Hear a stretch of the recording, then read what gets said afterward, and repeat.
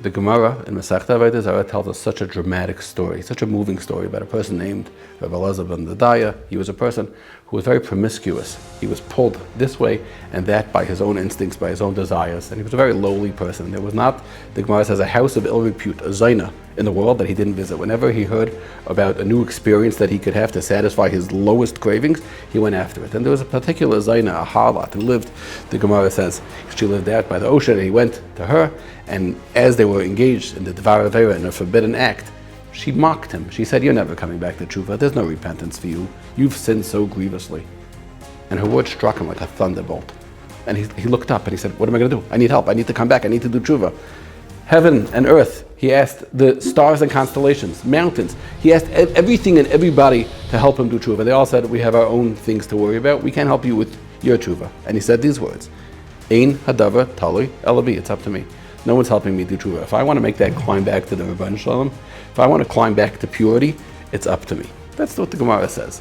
When Rebbe heard the story, the Gemara concludes, Bacha Rebbe, he cried and he said these words, Yesh Kona Olamai B'Sha'a Achas. There is one who acquires his entire world B'Sha'a Achas in 1 hour. That means people toil, they work for decades, for years. They give themselves away to be close to the Rebbeinu Shalom. And this person, in 1 hour, in 1 moment, Sha'a Achas, he earned his entire world. But there's another understanding to the word Sha'a. Sha'a doesn't only mean an hour or a moment. Sha'a also means to turn. Like the pasuk says, Vel kayin vel menchasei loy sha'a. Hashem did not turn. Or we say in davening, in Ritzei, u'lesvilasam she'ei. We ask the Rebbeinu Shalom, turn your face towards our tefillas. Turn towards us. Sha'a means to turn. Yesh Kona Olamai, a person could acquire everything, B'Sha'a Achas, by just turning their head in one direction at one time. They see something that they shouldn't see, look away.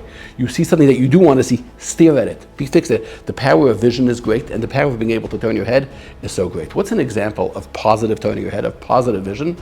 Rabbi Akiva. Rabbi Akiva was walking, he was an Am Haaretz, he was a simpleton. He didn't know anything, he was an unlearned person. And he saw the water dripping on a rock. Now other people ostensibly also saw that, but they didn't stop and look. He did stop and look. He said, whoa, what's going on here? The water is boring a hole in the harbor. How is that even possible?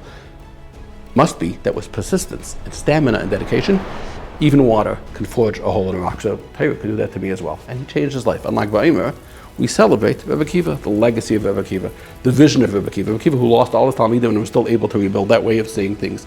If vision could have such a negative effect, it could certainly have such a positive effect. Rabbi Akiva was able to look and see something holy. Yesh Kona Olamai B'Sha'a Achas. With one turn, Rabbi Akiva turned.